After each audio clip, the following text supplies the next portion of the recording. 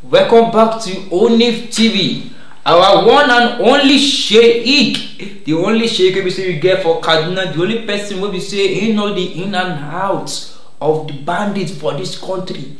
The only man we say in the talk anyhow about bandits and nobody fit do anything. In fact, our president no fit do anything. He don't talk loud and clear now.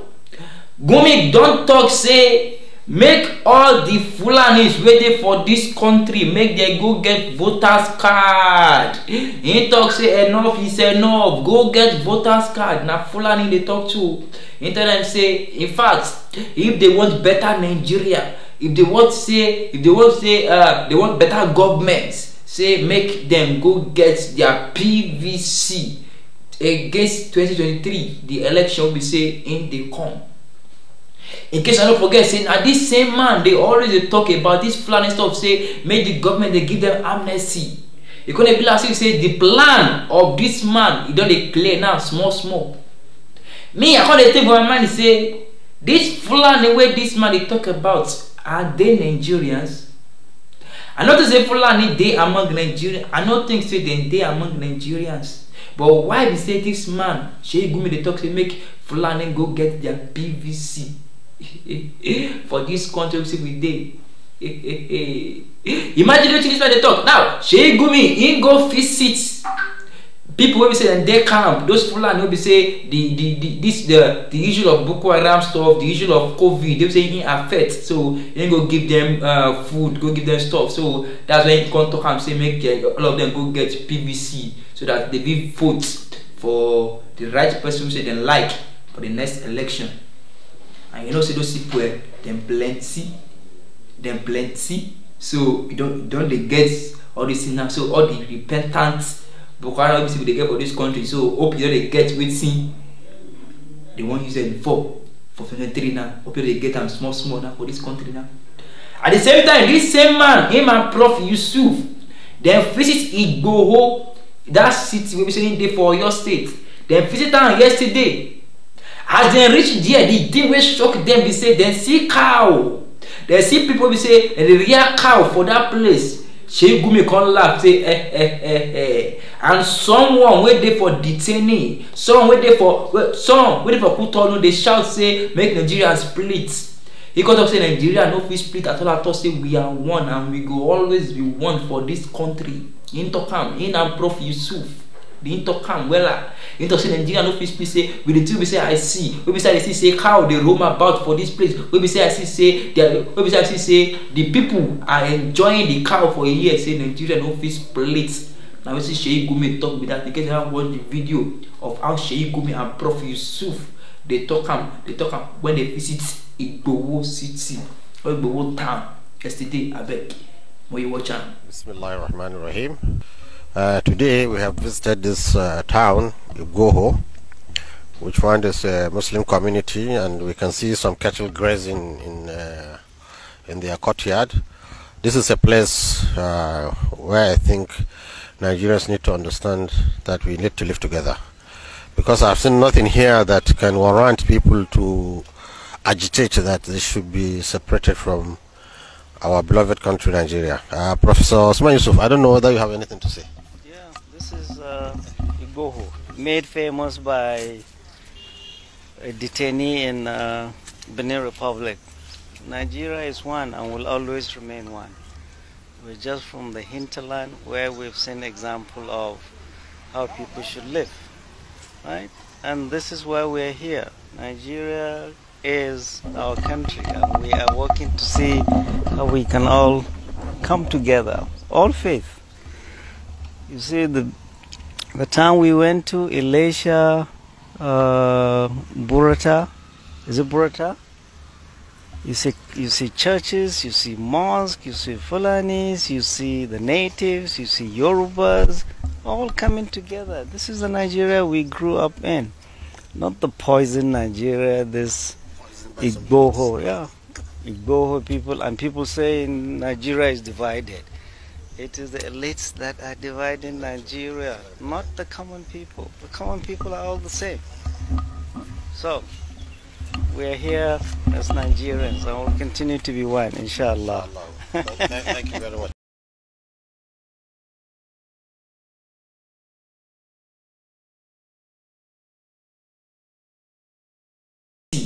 The opportunity say Nigeria no go split, and this same man Sheikh Gumi, he no tell him people, the Fulani herdsmen wey be say the Masari talk say and then they kill people. He no tell them say to stop killing. He no tell them say make they don't stop the rape, make peace reign for this country. He tell them say make all of them go get the PVC. People will be say they no be Nigerians. They don't come. They can't come from one country like that. Can't they terrorize us for year? Can't they cause havoc?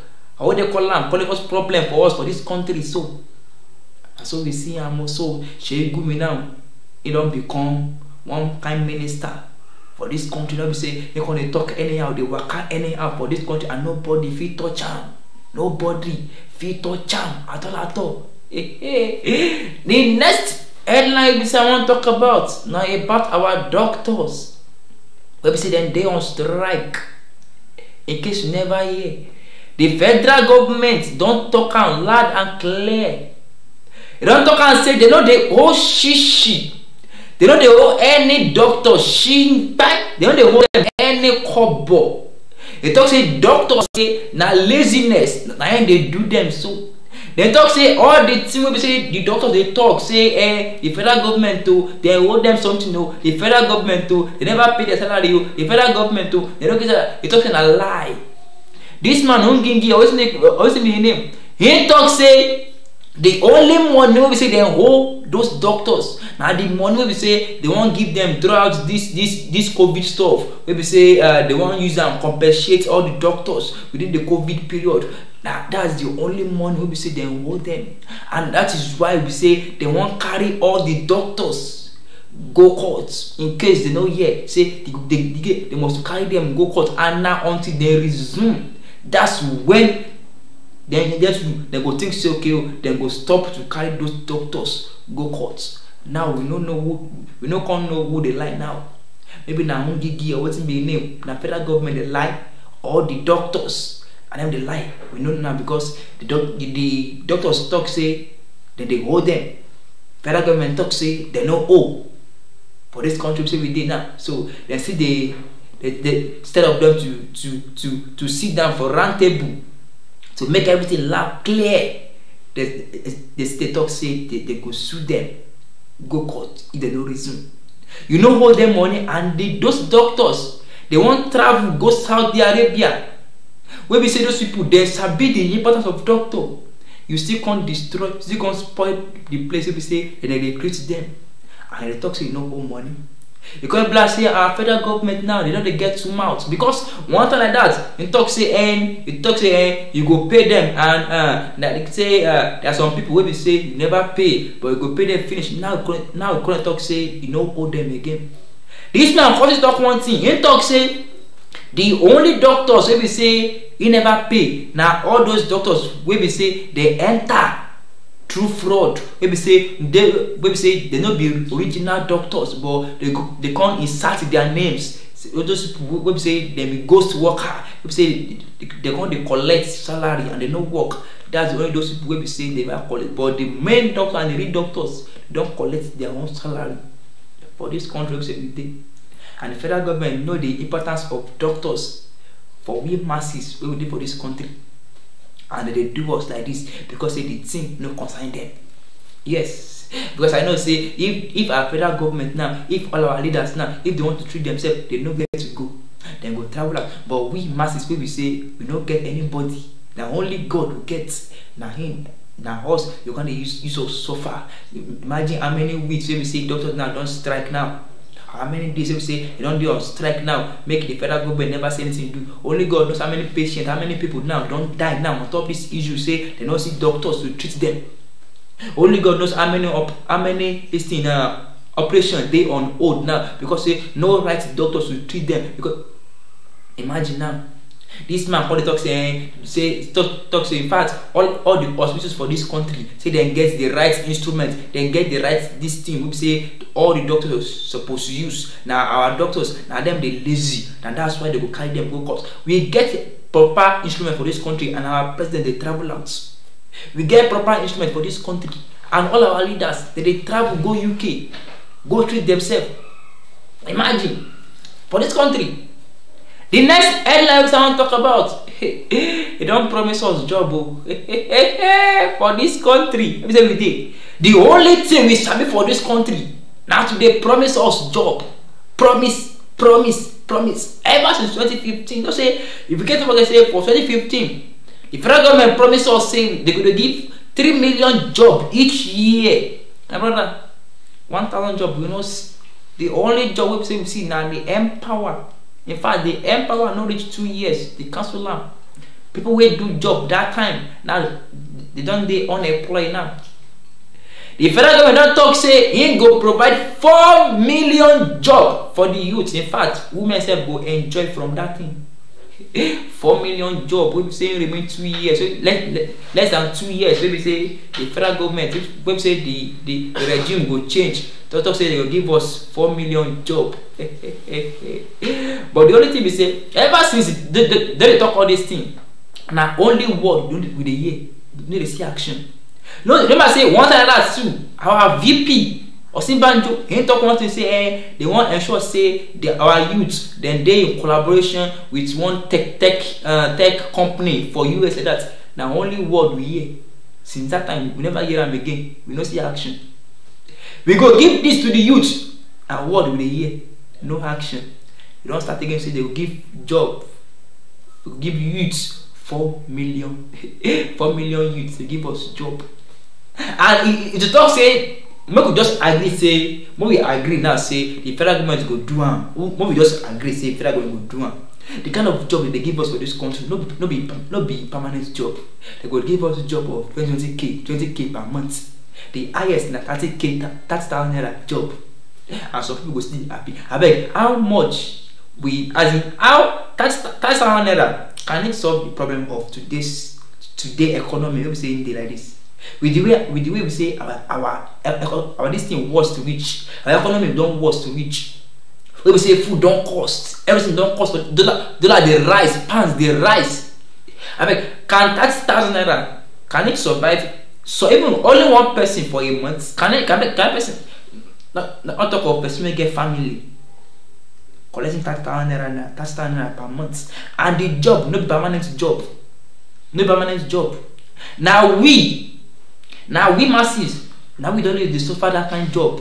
We say we go to do one kind mania job, but their own children they go to secure them for one big company like that, higher company. They go to secure them for there. But we masses now we go to do all this kind of job. You just say they don't give 4 million youths, they don't give us job. We say after 1 year they go still collect them from the youth, and the youth go now go back to square one again. Go back to square. Now I won't tell me why won't this crime, this yahoo, why won't it rampant for this country?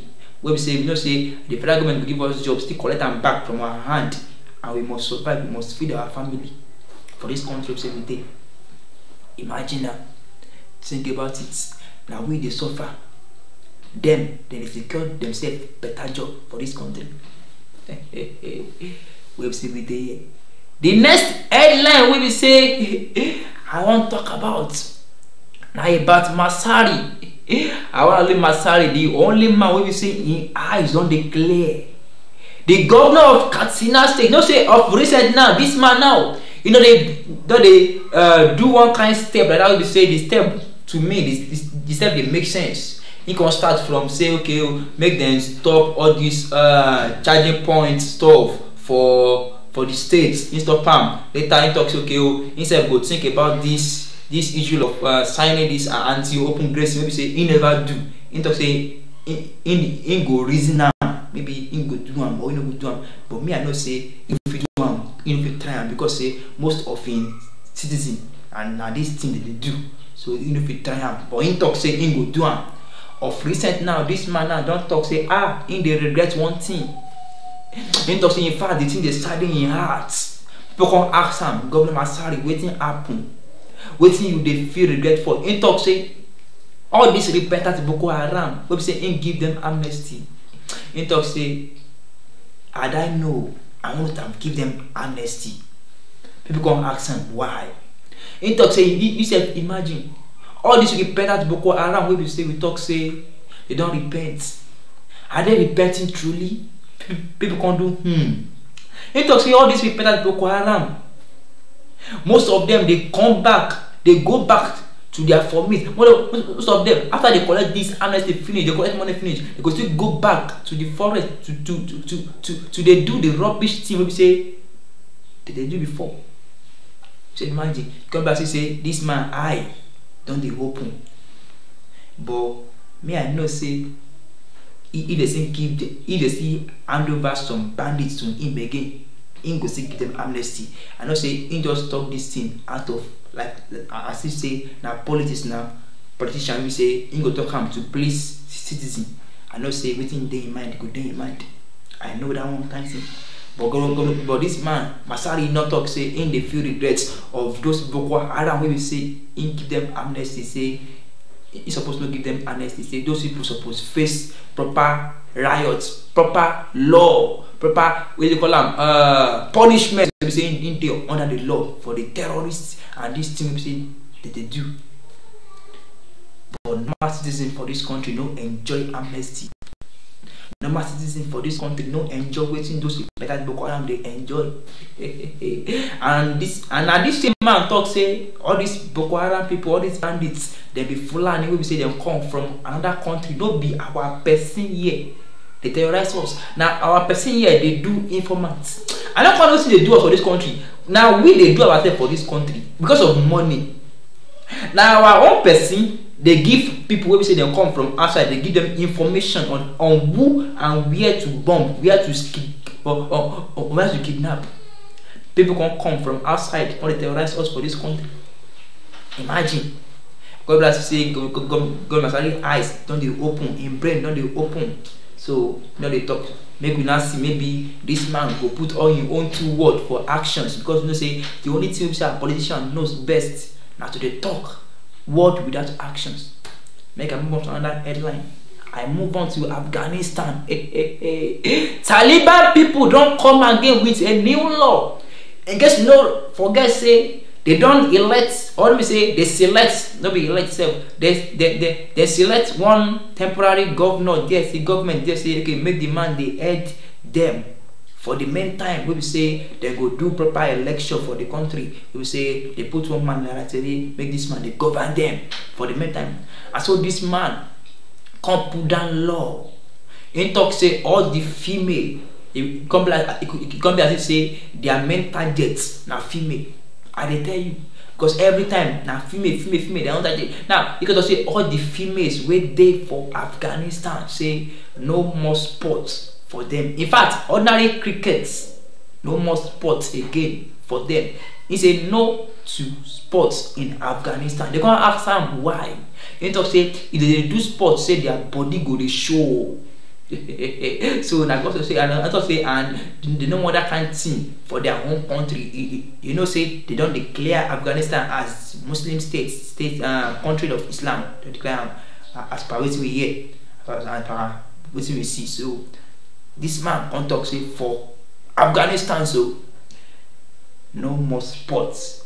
And in don't talk one thing say a male teacher must not teach a female student. In talk say in fact, you know say for Nigeria here we always get school, boys school, where we say some man male teacher go they teach girls school. We talk say no.